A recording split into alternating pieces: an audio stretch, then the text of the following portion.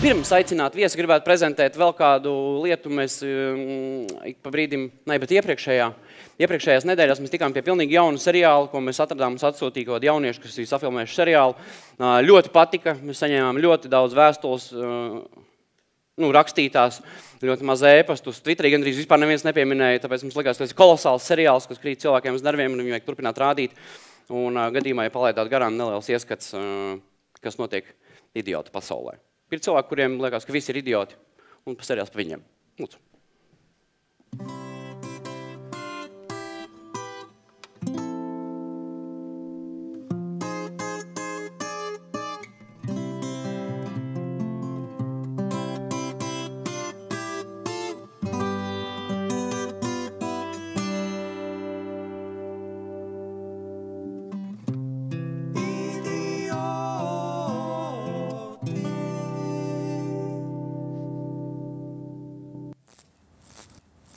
Zini, kur cilvēks? Jā. Es sapiņķerējās. Zini, ka cilvēks ir idiots, man liekas. Man patīk Batmans. Viņš ir bagāts. Jā? Jā, Batmans ir bagāts. Kā zini? Viņam jau nav nevis spēju. Viņš vienkārši ir bagāts. Tā kā Lambergs? Sanāk, Lambergs ir Batmans.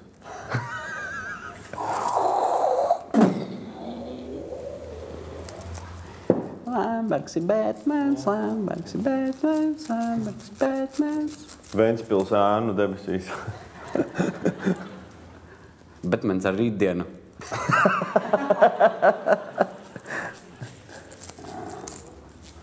Vēl kaut kāds 2 minūtes, un es būšu atpiņķerējis.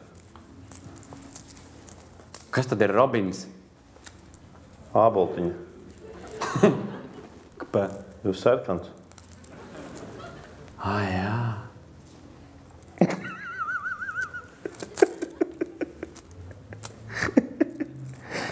Es atcerējos kaut ko. Nu? Nē, es aizmirsu.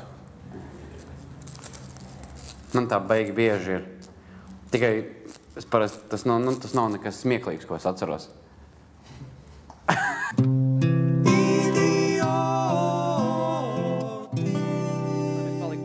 Intelektuālāki un nepalikt šajā idiotu sajūtā. Es aicināšu mūsu šīs daļas viesi. Miniet. Kvantu fiziķis Vjačeslavs Kaščējevs. Sagaidām ar aplausiem. Lai slava te, lai slava te, lai slava te, lai slava te, lai slava te, lai slava te, lai slava te, lai slava te, lai slava Kaščējevs ir te. Šis ir interesanti. Es tādu kaķi iedomājos izstāvu. Es varu savu kaķīti palūgt. Paņemt kaķīti. Jā, paldies. Mazliet statiskās elektrības vienmēr nāk par labu. Tā kā kas kā ko? Kas kā ko? Mazliet statiskās elektrības, jā, parasti. Fiziķi un kaķi parādās mācību grāmatās, kur vajag par elektrību kaut ko pateikt. Elektrizējas un tad sit pa pirkstiem. Kaķi? Piedod, jā, es aizrāvos ar kaķīti. Tas ir tavs šovs. Tas ir spilvens. Jā, pirmkārt tas ir spilvens. Jā, bet mēs domāsim, ka kaķītis. Tas ir tāpēc, kāpēc kaķus cilvēki, tur viņi ir tā kā tāds elektrības novedējs, viņi savāca statisku elektrību pareizi. Jā, tas ir tāds... Kaķi vajag vienkārši paberzēt ik pa brīdim gar televizoru, vai leduskapi, lai nedod pa nagiem. Man ik pa brīdim uzšauja kaut kur. Viņš to nebija iedomājies. Tieši tā, tas ir tāda taupīga dzīvesveida elements. Kaķis? Kaķis. Kādā ziņā? Elektroenerģija no kaķa. Var vākt. Ir kāds taisījis eksperimentu, ka mēģina ar kaķi uzlādēt telefonu? Nezinu, nevar? Zini, fiziķiem ar kaķiem ir ārkārtīgi, vispār ar biologiem ir ārkārtīgi sarežģītas attiecības. Kaķi un biologi nav viens un tas pats. Ja kāds taisīs tādu eksperimentu, tad uzreiz būs sūdzības no zaļajiem par kaķu mocīšanu un tā, un kopš tā atgadījumā ar Šrēdingeru mums neuzsīs kaķus. Viņš tā kā ir miris, tā kā nav, ne? Tev ir kaķis? Ir kaķis. Tā bija ilga cīņa, bet ģimene uzvarēja. Un manas sirds izkusa, un tāpēc es tā... Tu biji pret? Es biju pret, jā. Kas pa kaķi? Melnbalts, vienkārši tāds, nekāds, jā. Bastards? Bet mans, bet mīļš, bez sugas tāds, bet murrā un elektrību dod. Laulībā dzimis vai bastards? Bastards. Un runča pietrūkst. Kaķene? Jā, mēs nepaspējām un tad pietrūkst. Jā. Nezinu, kā tas notiek. Viņai kaķenei vajag no sākuma un tad tikai. Redz, es esmu tāda ļoti šaura personība. Ja? Es tā fiziķis ar to bioloģiju atkal uz jūs un tā paliet gram. Jā, bet klau. Es te tikko pilnīgi nejauši noprezentēju vienu seriālu kārtējo reizi. Seriāls tāds par ārkārtīgi inteliģentiem cilvēkiem. Un es iedomājos, kā tev ir dzīvē? Nē, es pabeigšu jautājumu. Man nav vairs pārtrauc arī iesmējoties, es vienkārši iepauzēju labi. Bet nav tāda sajūta, ka apkārt cilvēki nav ārkārtīgi gudri? Apkārt nē, bet iekšpusē ārkārtīgi. Ar šo te sadzīvot ir diezgan grūti. Bet, piemēram, pa fiziku parunāt, taču... Par fiziku parunāt... No savēji ar kolēģiem jā, bet tiklīdz tu nonāc kaut kur ārpusē, izej ārā no kabineta, viss.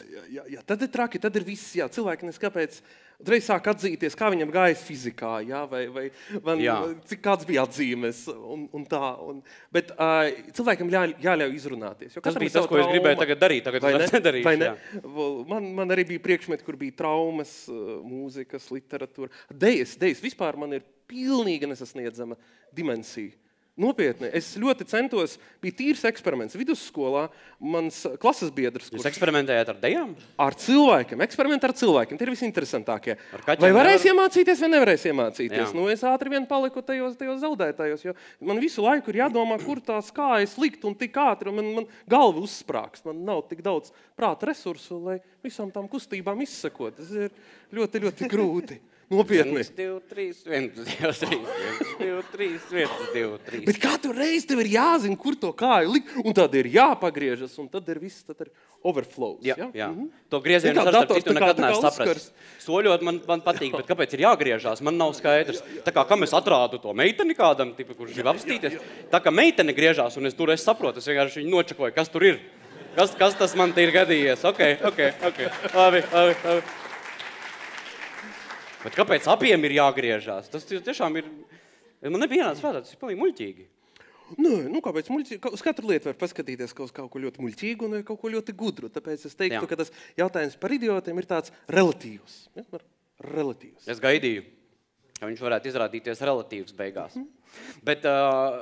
Liks man kaķīti. Jā. Vēl es iedomājos, tev kā fiziķim, droši vien, ka tava dzīve drusciņā atšķirās no visu citu cilvēku dzīvi, konkrēti, pieņemsim, ar kino skatīšanos.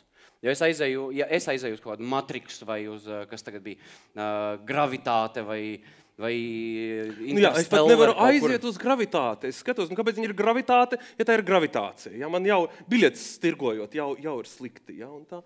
Tas ir tiešām grūti. Pirmkārt, viņa ir gravitācija. Un tas Marsietis bija ļoti forša filma. Un tiešām sirsnīgi tāda dimensija man pilnībā paņēma Marsietis. Ja? Tur tas vīrus palika viens pats uz Marsa un viss ir raud un vajag glābt un izglābt un visu. Un tā izšķirošā scēna, kad viņš tur kosmosā viens pats un izdur caurumu savā skafandrā, lai tiktu pie sava kuģa.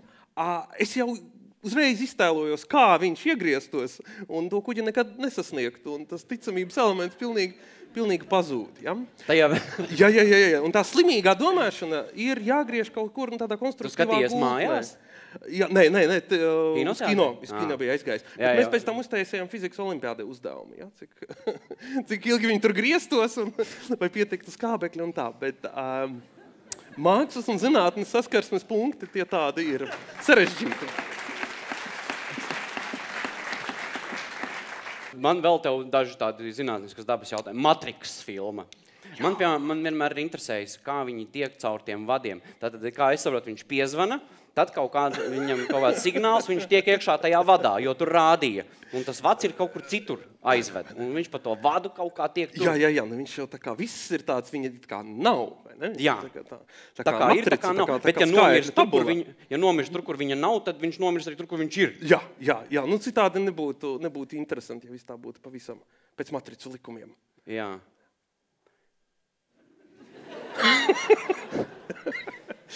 Nē, vienkārši... Mēs runājam par dokumentālo filmu. Ir mans jautājums.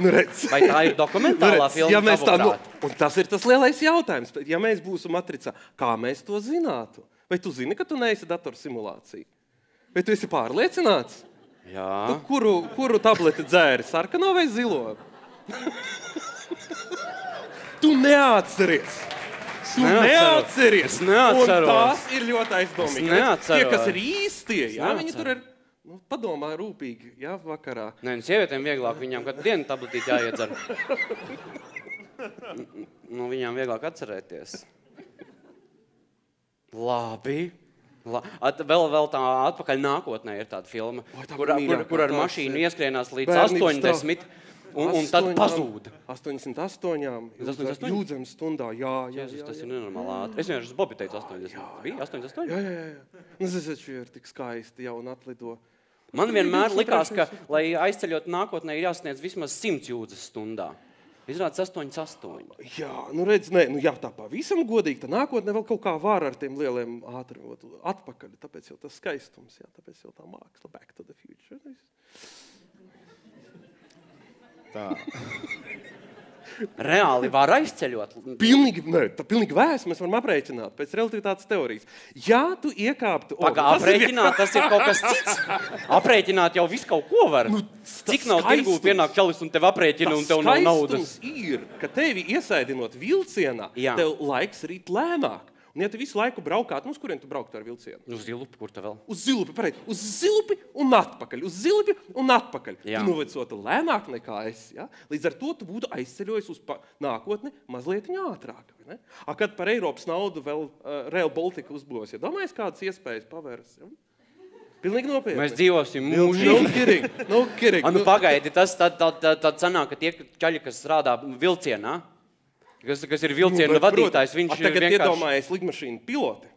Pirmkārt, ātrums, otrkārt, gravitācijas treškārt, lauks ir vājāks. Wow, tas laiks paskrien tik tā, uz zemes visu novecojušā te mūžam jauns un skaists. Tāpēc tie piloti tādi seksīgi. Tāpēc tie piloti tādi seksīgi. Vienmēr, ja tu redz, ka te kabinītē te ārā no lidmašīnas, viņam ir pavārds odiņš, un viņi tiešām ir tajās lāsīties, un viņš smaida bišķīt. Jā, jo viņš jau ir iemācījies, viņš jau kuro gadsimtu dzīvo. Viņi ir rīktīgi satrenējušies. Lāsīts ir cool. Viņi ir visi izmēģinājuši. Ok. Bet pa īstam var aizceļot vai nevar? Kur ir problēma ar atceļošanu atpakaļ? Šitais bija pa īstam. Atpakaļ, nevienam nav sanācis. Ja? Viņi nav izstāstījuši, tie, kas ir aizceļojuši nākotnē, viņi nav tikuši apakaļ, lai izstāstītu. Jā, viņi... Jā, varētu noskaidrot. Jā. Tas līdzīgi tā kā ir pēcnāves dzīve. Tipa ir, bet baigi retais stāsta.